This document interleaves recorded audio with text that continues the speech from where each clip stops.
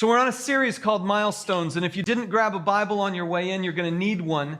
So I'm going to ask you either, if you want to, you can go back and grab one, or you can raise your hand, and we'll try to bring a few in here. So is there anyone in here who does not have a Bible ready? I mean, they were on the table. You could have grabbed them, but we'll bring them to you. So you just got to let us know. You just got to let us know. So, okay. We'll have them come in anyway, even though I didn't see anyone actually raise their hand. But there are people looking over there like, are they really going to get the Bibles? Yes, they are.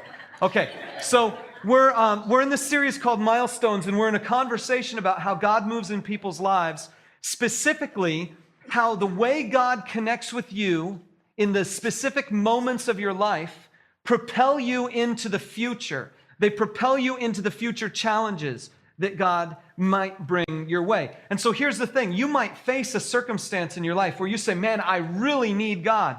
And if you've had some milestones in your past where God met you, then you can go back to those moments and say, I remember God is faithful because of this. Therefore, I can trust God today because of that back then. So how God met you in your past is how God will continue to meet you, and ways, building blocks for you to grow into the future. And so for the past couple of weeks, I've been asking you some questions of how God has met you. And one of the questions that we asked is the question we asked last week: has God ever answered a prayer for you in a specific way?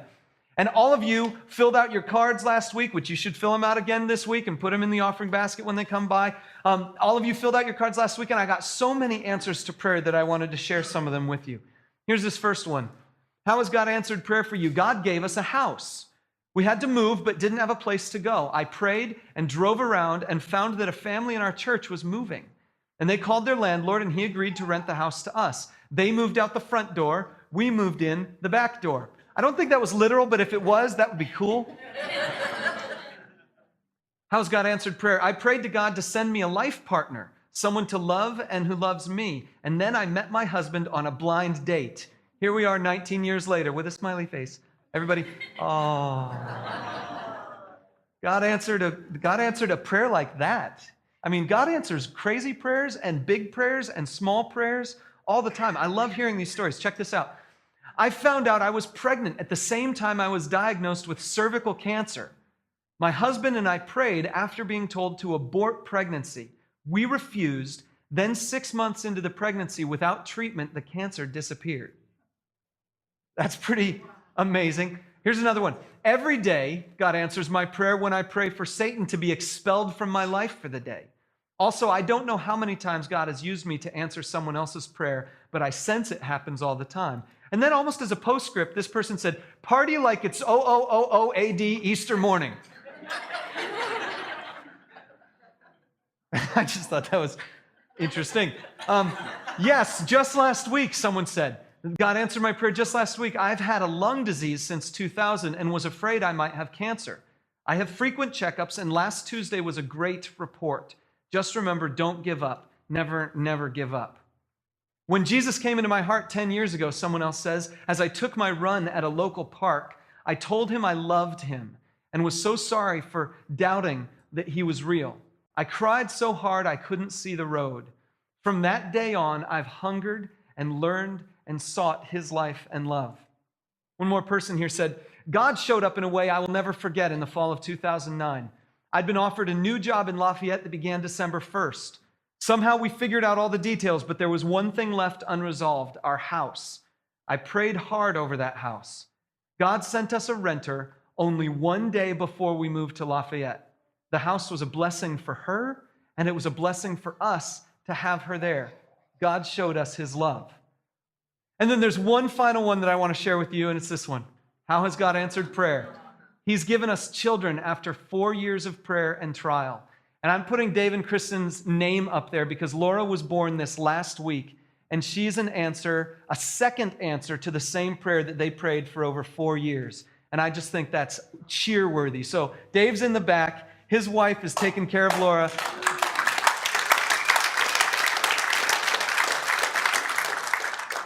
And Laura is absolutely perfect. So God has answered a number of prayers, even in this fellowship. And hopefully he's answered prayers in your life too. And the reason we ask that question is that if God answers prayers in one person's life, maybe he'll answer prayers in someone else's life. And if God has answered prayers in your past, maybe he's going to answer prayers in your future. And I don't know where you are today. Maybe you're here today and you're like, I'm at my wit's end. And I've been praying this prayer and God doesn't seem to be answering it. I've been searching for God and he doesn't seem to be answering my call for him. And maybe you just need a little bit of encouragement that yes, God really is that real. And so over the last couple of weeks, we've been going over some biblical characters and the milestones they've faced. We looked at Abraham. Abraham was a guy that God had made a huge promise to, but Abraham had no proof. God promised, I'm going to make you into a great nation, but Abraham didn't even have a son. And so finally, Abraham says to God, okay, God, what are you going to do to prove to me that I'm going to have a son? And God, in some type of visible fashion, in a metaphorical way, comes down out of heaven and makes a visible covenant with Abraham in this profound story that we saw. And that propels Abraham to be a man of faith for the rest of his life. And then we looked at Moses last week, and Moses was a guy who he just had all kinds of reasons to think that God had given up on him and on his fellow Israelites who were living in the land of Egypt in slavery. Moses had every reason to feel like God had given up on him, like God didn't care anymore. And yet God comes in this amazing way, meeting Moses at a burning bush, and he says to Moses, I've heard and I've seen and I've considered the suffering of my people, and so I've come down to bring them up. And we talked about the beauty of a God who would come down to bring us up. And then we looked at Joshua, a guy who was feeling the pressure of leading after Moses was dead and was wondering, is God going to be with me like he was with Moses?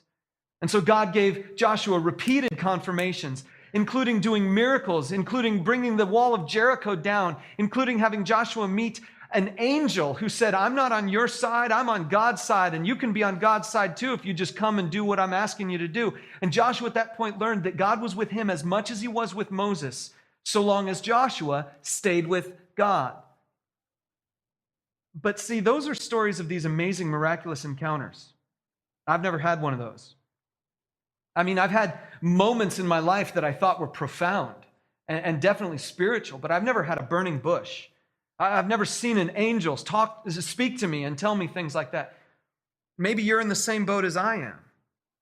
There's a person in the Bible, there's a whole family, in fact, that faces a very difficult circumstance, a very tragic set of circumstances. And in the entire account of this person's life, we get not one single miracle. There's no moment when God speaks in this book. There's no moment where the people say, I've heard from God and he's done this. Instead, we just get a group of people who are suffering and slogging and trying to make their way in a difficult world. And it's not the book of Job. It's the book of Ruth. And because these people in this book are people just like us, I want to share with you a story from my past of a time when God didn't meet me the way I wanted him to. I want to talk a little bit about something I call spiritual depression. And there are two kinds of spiritual depression. There's one kind that was talked about by the monks of old. A guy named St. John of the Cross wrote a little small book called The Dark Night of the Soul. And in that book, he talks about this sort of spiritual despair he felt when he knew God was perfect and he wasn't. And this kind of darkness that he was wrestling with, the longing to know God deeper. And at some points in time, I think what I went through was kind of like that, but most of the time I think it was something completely different because it wasn't spiritually motivated. It was motivated because the football team was threatening me. And see, in college, my freshman year, some of you know the story, I was the freshman class president. And before I became the freshman class president, there was this guy who was living in the same suite in which I lived. There were 4 guys living in this 2-room apartment with 1 bathroom. And this one guy in my suite decided to shave his head because he was a freshman at college and he thought that was something cool to do. And some of you guys here know that. I mean, that's cool. So anyway, he shaved his head and he came back to the dorm room and he's like, look at this. And so then his roommate said, I'm doing that too. And so he shaved his head. And there were 2 of us left. I was one of them, and I was in the process of running for freshman class president, and I didn't want to be bald while I was doing speeches trying to win freshman class president and stuff. And so I told these guys, I said, okay, I'll shave my head after the election is over. Okay, so a couple weeks pass, my third roommate shaved his head, and I was the only one left with hair. And a couple weeks pass, these other guys, their hair's starting to grow back already. And I'm now finally the day comes, the election happens, and it turns out I won.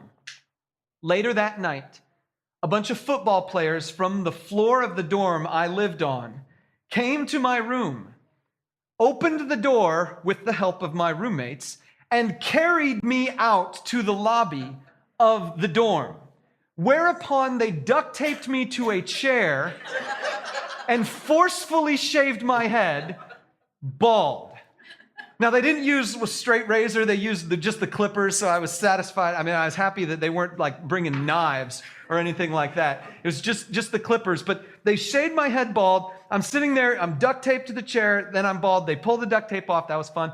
And then there I'm bald, you know? So then for about a month, the four of us were called the Baldies, and it was kind of fun, and it was kind of neat to be recognized for something on college campus, whatever, even if it's something lame. But the trauma stayed with me. So then January comes, and all this happened in the fall. January comes, I'm in my second semester, and I've just started taking this art class, and the professor in the art class is really a stickler about certain things that don't make sense to me, and I'm not getting a very good grade in that class, according to my estimation. And I'm beginning to feel the pressure of that class. And now I have to tell you something else about the college that I went to. There was a competition at my college called The Bench. See, about 40 years before, the senior class had donated a big slab of concrete to the school that was set out in front of the campus, in like sort of the front lawn of where the main campus entrance was.